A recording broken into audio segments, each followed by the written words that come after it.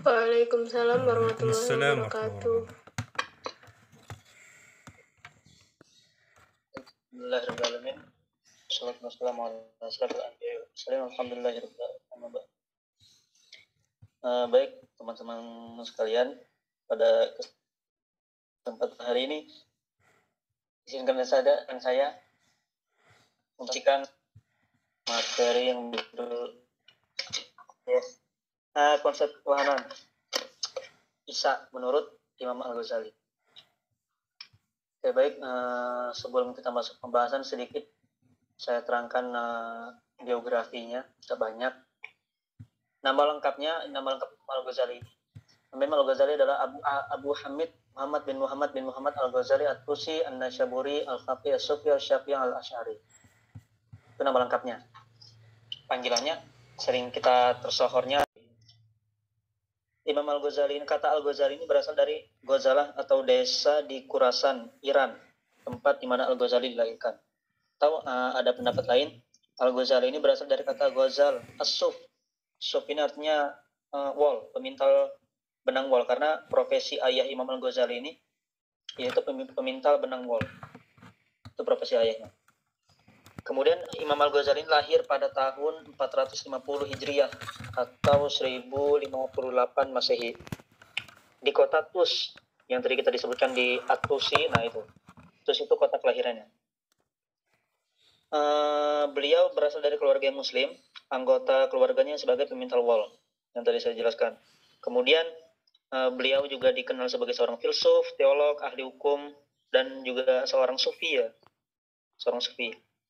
Dan Imam Al-Ghazali ini wafat di kota Tus, di kota yang sama, pada hari Senin 14 Jumadil Akhir tahun 505 Hijriah atau 1111 Masehi. Di usianya yang ada yang mengatakan 52 sampai 53 tahun, ada juga yang mengatakan 55 tahun. Beliau mendapat gelar Hujjatul Islam.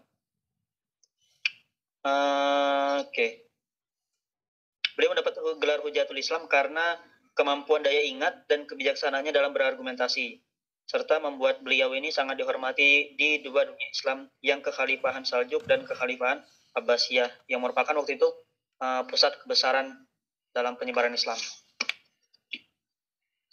Kemudian Al-Ghazali juga sangat berpengaruh, memiliki salah satu pemikir terbesar Islam yang pemikirannya itu sangat berpengaruh di dunia Islam, terutama di kalangan Sunni, karena beliau ini seorang sufi ya. Karena begitu besar pengaruh Al-Ghazali dalam dunia sufi ini, sampai-sampai seorang ulama namanya Al-Zubaydi itu mengatakan perkataan seperti ini: seandainya ada seorang nabi lagi sesudah Nabi Muhammad, maka nabi itu adalah Al-Ghazali. Ini saking betapa besar pengaruh Imam Al-Ghazali terhadap dunia Islam. Ada sedikit saya terangkan di makalah itu beberapa karya-karyanya Imam Al-Ghazali, banyak ya. Ada di bidang fikih, ada kitab Asrarul Hajj, dalam fikih Al-Syafi'i, ada, bisa kalian baca. Kemudian ada dalam bidang akidah, ya, Al-Ajwibah Al-Ghazaliyah fil Masail Ukhrawiyah, Al-I'tiqad Al-Jam'ul Awam Ilmul Kalam, Risalah Al-Qudusiyah fi Qawaidil Aqaid. Kemudian adalah di bidang filsafat juga ada Tuhfatul Falasifah, Mizanul Amal, Al-Ma'rifatul Aqliyah, Al-Lubbul Hikmah, Al-Ilahi. Kemudian banyak. Kemudian ada di tasawuf, ada kitab yang sangat populer, sudah sering kita dengar, namanya Ihya Ulumuddin. Ada Kimia As-Sa'adah, ada Mishkatul Anwar. Kemudian dari beberapa karya tersebut, Imam Al-Ghazali juga membuat sebuah karya dalam menangkal berbagai pengaruh keyakinan dari luar Islam. Al-Ghazali juga sangat responsif dan untuk membentengi pengaruh orang-orang Kristen yang mempertuhankan Yesus atau Isa Al-Masih ini, beliau menulis buku yang sangat polemik terhadap prinsip ketuhanan yang dideklarasikan kaum Kristiani. Apa nama kitabnya? Ya, yang akan kita bahas ini namanya Ar-Raddul Jamil li Ilahiyatil Isa. Oke, lanjut ke pembahasan selanjutnya. Sebelum kita masuk ke kritik Al-Ghazalinya, itu ada sedikit saya jelaskan tentang konsep ketuhanan menurut Al-Ghazali. Konsep ketuhanan. Oke. Dalam beberapa karyanya dalam beberapa karya Al-Ghazali, secara konseptual, Al-Ghazali ini memaparkan zat wujud dan sifat Tuhan dengan argumen-argumen tradisional yang biasanya meliputi argumen ontologis dan argumen kosmologis. Kalau argumen ontologis itu intinya bahwa Tuhan itu adalah wujud yang sempurna.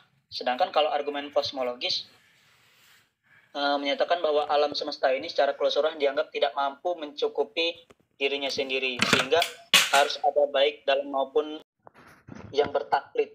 Taklid itu ngikut pendapat tapi nggak tahu dalilnya gitu, kepada akidah pendahulunya yang keliru. Kata Al-Ghazali dalam Muqaddimah bukunya itu, perkataan seperti ini: aku melihat pembahasan orang Nasrani tentang akidah mereka memiliki fondasi yang lemah. Orang Nasrani menganggap agama mereka adalah syariat yang tidak bisa ditakwil. Imam Al-Ghazali juga berpendapat bahwa orang Nasrani taklid kepada para filosof dalam soal keimanan. Misalnya dalam masalah al-ittihad, yang menyatunya zat Allah dengan zat Yesus. Nah, ini merupakan pembahasan topiknya. Oke. Al-Ghazali membantah teori al-ittihad kaum Nasrani. Menurutnya anggapan bahwa Isa alaihissalam mempunyai keterkaitan dengan Tuhan seperti keterkaitan jiwa dengan badan. Kemudian dengan keterkaitan ini terjadi hakikat ketiga yang berbeda dengan dua hakikat tadi, adalah keliru.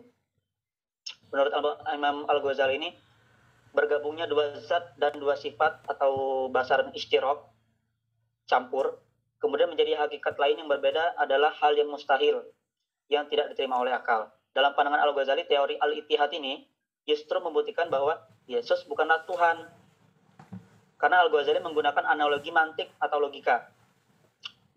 Perkataan Al-Ghazali seperti ini: ketika Yesus disalib, bukankah yang disalib itu adalah Tuhan? Lantas, apakah mungkin Tuhan disalib? Jadi Yesus bukanlah Tuhan. Begitu penjelasannya. Dapat juga kita lihat penjelasan tersebut di Quran surat keempat, An-Nisa, ayat 157. Artinya, dan tidaklah mereka membunuhnya, yaitu membunuh Isa, dan tidak juga mereka menyalibnya, akan tetapi disamarkan kepada mereka. Jadi yang disalib itu bukan Isanya. Oke, lanjut. Kemudian, selain al-ittihad, selain teori al-ittihad itu, ada masalah al-hulul. Yaitu menurut Al-Ghazali, makna al-hulul artinya zat Allah yang menempati setiap makhluk. Sebenarnya yang dimasukkan sebagai makna, jadi maksudnya tuh al-hulul itu dimaksudkannya sebagai makna majas atau metafora. Dan itu tidak digunakan sebagai perumpamaan seperti kata bapak dan kata anak. Misalnya seperti dalam Injil Yohanes pasal 14 ayat 10. Bunyinya, tidak percayakah engkau bahwa aku di dalam Bapa dan Bapa di dalam aku? Apa yang aku katakan kepadamu tidak aku katakan dari diriku sendiri, tapi Bapa yang diam di dalam aku, dialah yang melakukan pekerjaannya. Oke.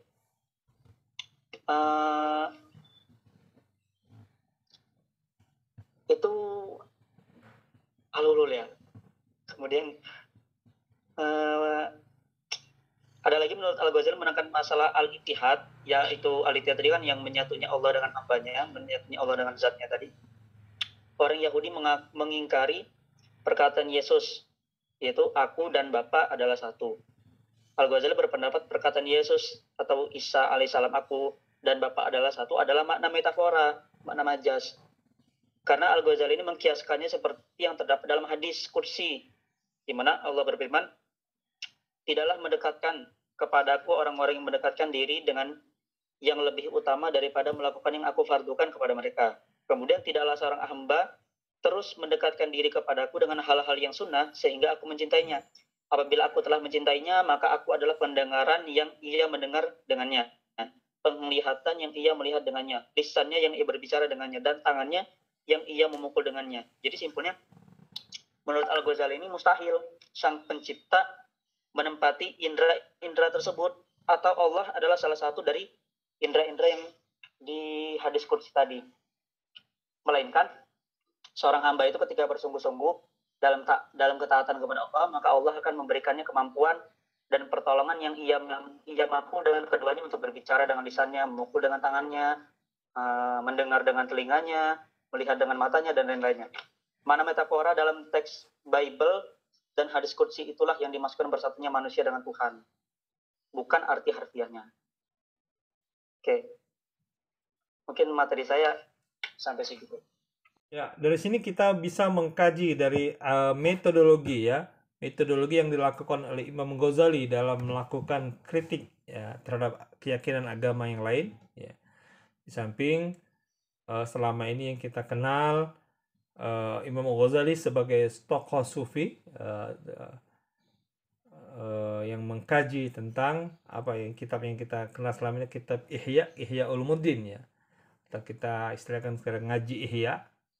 Ternyata beliau juga konsen ya, konsen tentang mengkaji atau mengkritik terhadap ajaran agama yang lain. Di samping beliau juga mengkritik tentang filsafat ya, dengan kitab yang beliau yang cukup terkenal yaitu Tahafudul Falasifah.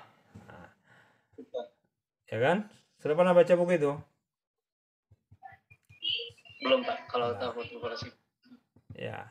Ya, di sini kita lihat bagaimana dalam kitabnya Ar-Raddul Jamil li Ilahiyati Isa ya, Imam Ghazali dengan metode kritik teks ya, mengkritik teologis berlandaskan kepada dalil yang ada di dalam teks itu sendiri. Tentunya di sini kita lihat beliau menggunakan takwil ataupun logika yang kita kenal dengan ilmu mantik ya. Nah, maka di sini penting sekali kalian sebagai mahasiswa studi agama-agama atau perbandingan agama untuk mendalami ya, mendalami tentang apa itu ilmu mantik, ilmu logika, sehingga mampu merasionalkan suatu keyakinan atau pemahaman keagamaan ya, ataupun pengalaman keagamaan seseorang ya, sehingga ada konsep-konsep keyakinan yang mungkin bertentangan, menurut kita bertentangan dengan konsep yang kita yakini selama ini, tentunya kita dapat melogikakannya, menarasikannya dengan hal-hal yang menarik. Ya. Hal-hal yang menarik tentunya di sini kita lihat bagaimana Imam Ghazali menulis kitabnya dengan judul yang menarik, Ar-Raddul Jamil ya. Jawaban yang cantik ya, li ilahiyatil masih ya, Ar-Raddul Jamil, kritik manis ya, kritik cantik terhadap konsep ketuhanan Isa Al-Masih. Tentunya kita tahu sama tadi setelah disampaikan oleh pembahas tentang makna metafora yang terlalu dominan ya, yang ataupun makna filosofis yang terlalu dominan yang diyakini oleh kaum Nasrani atau kaum Kristen ataupun Katolik ya. Tentunya di sini ketika dia melakukan kritik di sini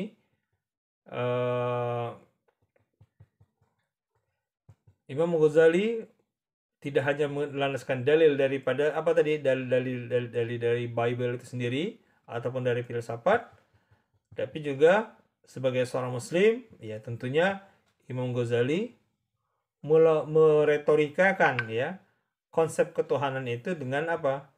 Dengan hadis qudsi yang seperti yang sudah disampaikan oleh rekan Anda di atas tadi ya. Nah, oke, ini merupakan metode ataupun cara kritik yang dapat kita ikutin ya. Kita ikutin jejaknya dalam melakukan studi terhadap keyakinan agama yang lain. Ya, ini karena kajian kita studi naskah. Nah, sebagaimana pertanyaan saudara tadi ya, kitab ini kurang populer. Kenapa? Karena kita selama ini tahunya Imam Ghazali ya hanya banyak kajian tentang sufistik, ya enggak, kajian tasawuf. Tapi faktanya beliau juga konsen ya terhadap kajian-kajian yang lainnya, terutama keyakinan-keyakinan di luar daripada keyakinan Islam, yaitu tentunya apa? Yang beliau banyak berinteraksi juga dengan kaum Nasrani. Nah, ini tentunya beliau tidak menghilangkan nuansa sufistik beliau, sehingga beliau menulis kitabnya dengan judul yaitu Ar-Raddul Jamil li Ilahiyatil Isa Al-Masih. Ya.